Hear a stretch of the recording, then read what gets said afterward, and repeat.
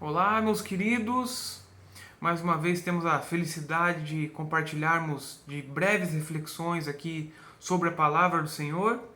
Nessa oportunidade, sequenciando, o trabalho que temos feito no livro de Atos, nós faremos uma leitura e uma reflexão acerca do trecho de Atos 11, 27 a 30. Então a palavra do Senhor diz o seguinte: Naqueles dias desceram alguns profetas de Jerusalém para Antioquia, e apresentando-se um deles, chamado Ágabo, dava a entender pelo Espírito que estava para vir grande fome por todo o mundo, a qual sobreveio nos dias de Cláudio. Os discípulos, cada um conforme as suas posses, resolveram enviar socorro aos irmãos que moravam na Judéia, o que eles com efeito fizeram, enviando-o aos presbíteros por intermédio de Barnabé e de Saulo. Irmão, separando essa passagem, os dois versículos iniciais e os dois versículos finais, nós faremos aqui a pontuação de algumas coisas que são bastante relevantes para nós, né?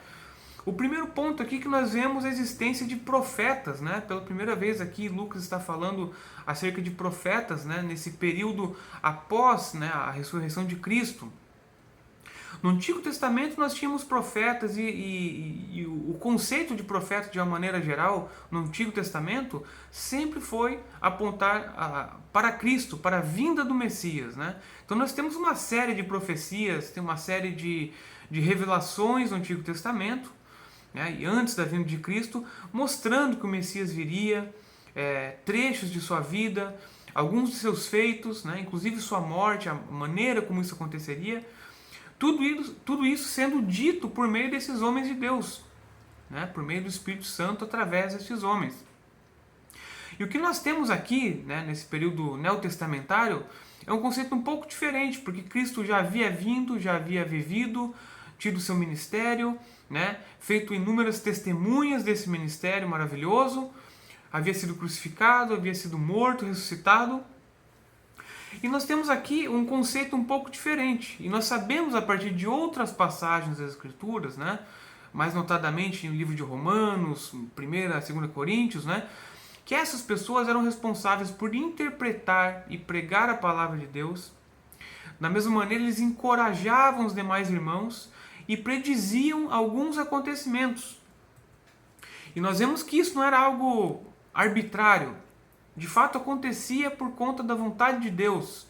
Quando eles prediziam algum tipo de acontecimento, algum tipo de evento grande que aconteceria, como nós vemos aqui no caso, né? A primeira coisa é que isso de fato se cumpre. E nós vemos no próprio verso 28, né? Em que é dito acerca de um período de grande fome que viria no mundo, né? E o próprio verso 28 já atesta que isso realmente sobreveio, né? Já no período do imperador Cláudio. Então o primeiro ponto é esse, né? Essas profecias elas se cumpriam, não era realmente algo que era falado da boca para fora, mas algo que atestava a existência de um profeta era que aquilo que ele dizia vinha realmente da boca de Deus, né? O Espírito Santo falava por meio dessas pessoas. E tudo isso acontecia, isso é o segundo ponto, para a glória do Senhor, né? Havia um propósito santo por trás disso, né? Então não era algo que realmente para engrandecer aquela pessoa, aquela ferramenta, aquele instrumento que estava sendo utilizado por Deus. Mas tudo isso apontava para a própria glória do Senhor. Por esse motivo, nós reformados, né, de uma maneira ortodoxa, no geral, nós somos cessacionistas, né? E esse é um termo teológico utilizado para dizer que nós não acreditamos que esse tipo de dom, esse tipo de profecia, de predição, existe após, né, o fechamento do cânon bíblico. Por conta de que tudo o que tinha que acontecer, toda essa revelação maravilhosa que Deus nos deixou, já aconteceu. Encerrado o cânon bíblico com o livro de Apocalipse, não há mais para que termos esse tipo de revelação. Uma série de igrejas, uma série de pessoas por aí nos diz o contrário, né?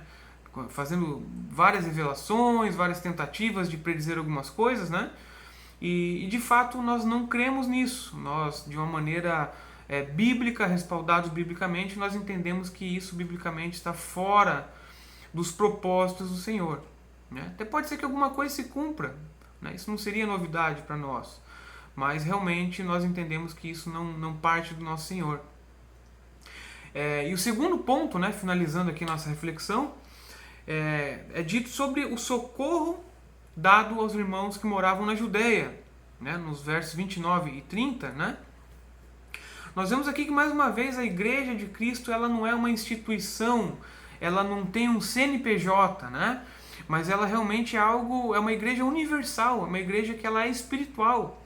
Nós todos crentes em Cristo, aqueles que de fato confessamos que Ele é o nosso Senhor, nosso Salvador, nós fazemos parte da mesma igreja, né? Embora tenhamos grandes diferenças aí com outras denominações, né? Tirando aquelas falhas conceituais muito graves que de fato nos fariam duvidar que sejamos cristãos verdadeiramente por conta dos entendimentos, né, polêmicos, tirando essa parte, né, um pouco mais perigosa, nós podemos divergir em alguns pontos, mas fazemos parte da mesma igreja de Cristo, né? Temos irmãos aí reformados que são batistas, que têm um método de batismo diferente do nosso, e apesar de não concordarmos, dizemos que eles são nossos irmãos, entendemos isso, né?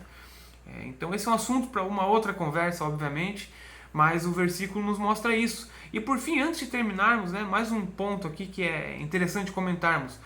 O verso 30, pela primeira vez aqui na igreja primitiva, se refere a presbíteros. Né? Então mais à frente veremos aí quem eram os presbíteros, que eram líderes que de uma maneira colegiada tomavam as decisões, cuidavam da igreja do Senhor, né? Eram pessoas que eram eleitas para isso, eram destinadas para que atuassem dessa maneira.